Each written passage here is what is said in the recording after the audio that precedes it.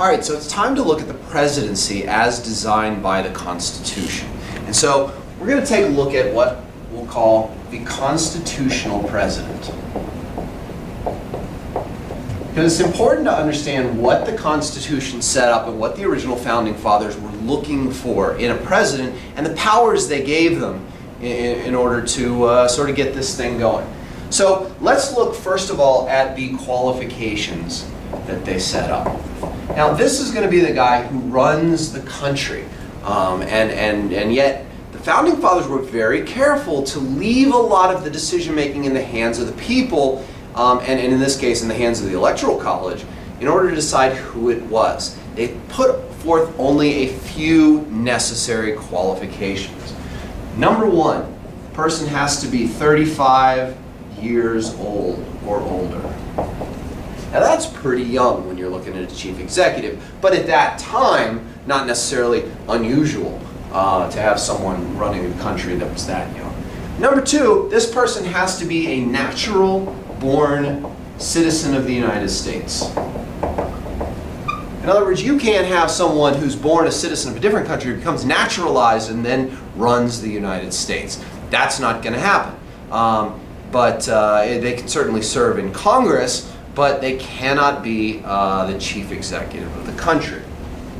And then number three, they have to have lived in the U.S. for 14 years of their life. And with those three things, those are the qualifications for the president according to the Constitution. Now they lay out some general powers that the president is going to have. Getting into the powers of the president is going to take us a lot of time, but some basic ones I want to outline first. All right? He's given executive power. The power to execute or enforce the laws and take them out. In other words, take the ideas that the legislature, the Congress has passed, and enforce them, turn them into something real. He's given military power. They make him commander-in-chief of the armed forces, a civilian in charge of the military. Maybe that way they think we can sort of cut off military dictators or military strongmen from being a real factor here in the United States, maybe learn a little bit from history here, and put a civilian at the head of the military and say, here you go. This is to sort of prevent a military tyranny. Now, this military power enters into some odd things, because under this, the president is commander-in-chief.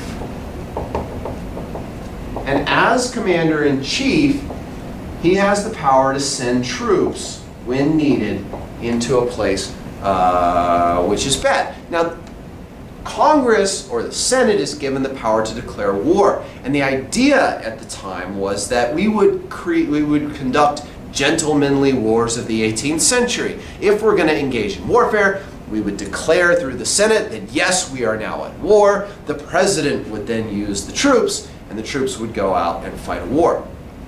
Unfortunately, that hasn't quite played out this way. And throughout all of American history, starting with the creation of the Constitution, we've only declared war 5 times. We declared it against the British in 1812. We declared it against Mexico in the Mexican-American War. We declared it against Spain in the Spanish-American War.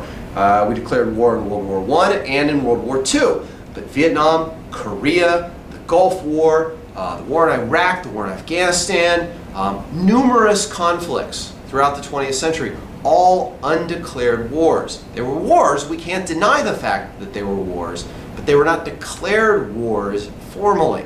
And so it brought into this question of like, okay, the president's now sending troops wherever they want. And in the most egregious setup here of being able to send troops without any sort of congressional oversight, in the Gulf of Tonkin resolution during the Vietnam War, Congress gave Lyndon Johnson an almost blank check. Send the troops, fight the war however you see fit. And of course, Vietnam became a bit of a quagmire for the United States. And so Congress looked to rein this in a little bit. In 1973, they passed a thing that's called the War Powers Resolution. And the idea of the War Powers Resolution was that Congress is going to sort of work against this idea of the commander-in-chief a little bit. That Congress needs oversight. They need say. We can't just be sending troops all over the world, they said, without any sort of limitations on it. Again, going back to the idea of wanting a limited president. Okay? And so they put in a few things. Now, as the AP exam comes up, there's just a little bit that you need to know. And really the main thing is that the president can send troops places, but then he needs congressional authorization. In other words, he needs to go to Congress, and he doesn't have to ask for a declaration of war. They can give that if they want to, but he needs an authorization. He needs them to say that it's okay. The tricky part of the War Powers Resolution is that they then wrote in something called a legislative veto.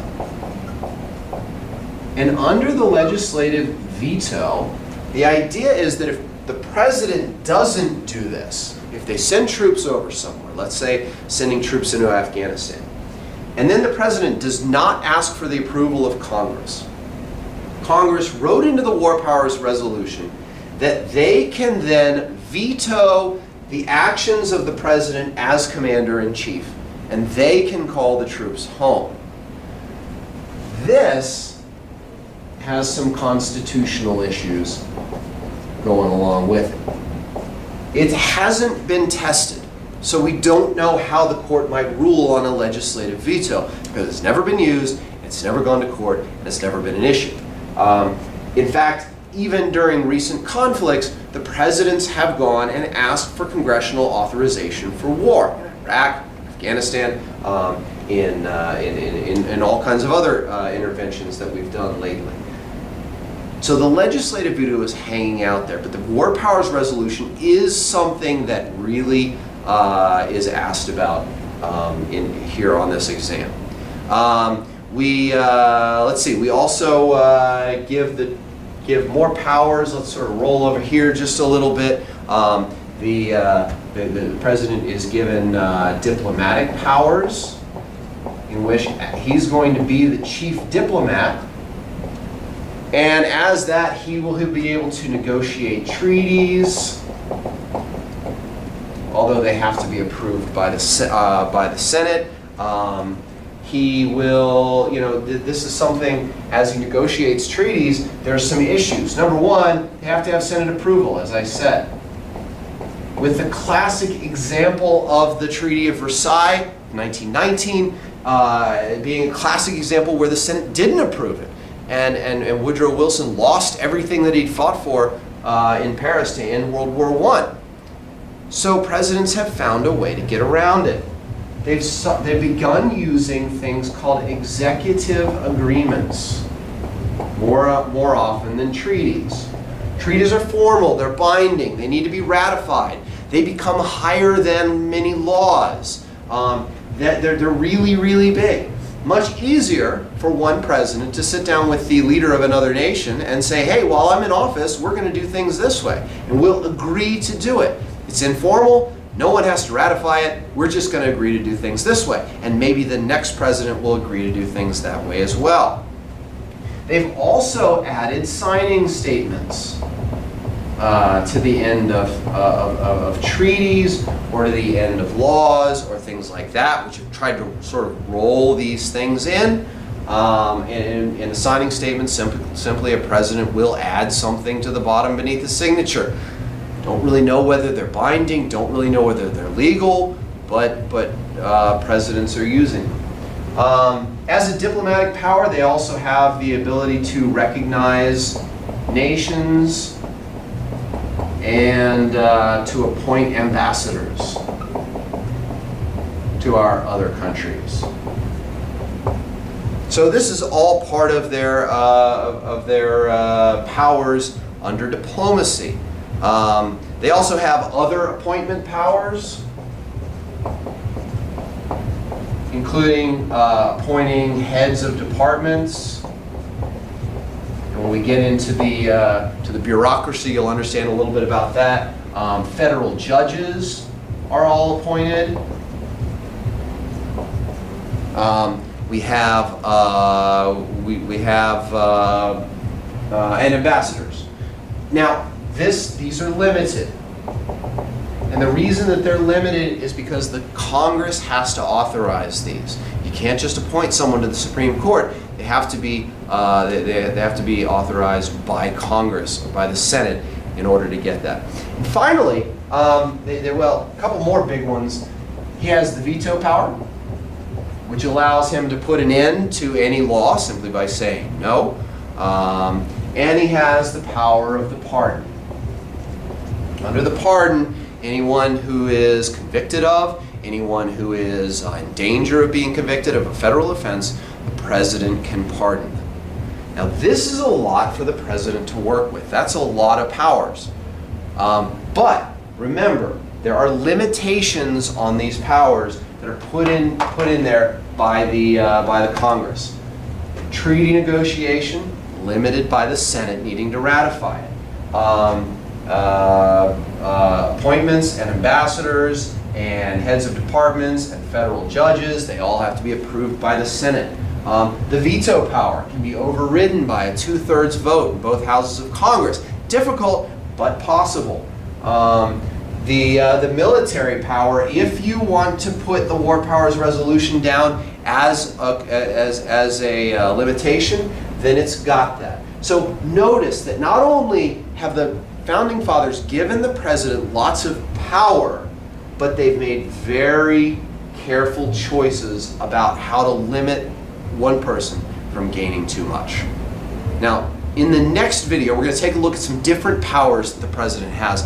And the theme is going to be that with this constitutional basis, presidents, especially in the 20th century, have gradually strengthened their powers, have enlarged their office, so that it may now eclipse the power of Congress in terms of what really can be done in the United States. And it brings the question up, especially now, with Obama facing a final 2 years with a hostile Congress, of how far is too far? If we've expanded presidential power, then at what point has it expanded too far? We're going to take a look at that in the next video. Hope you enjoyed this, and I'll see you next time.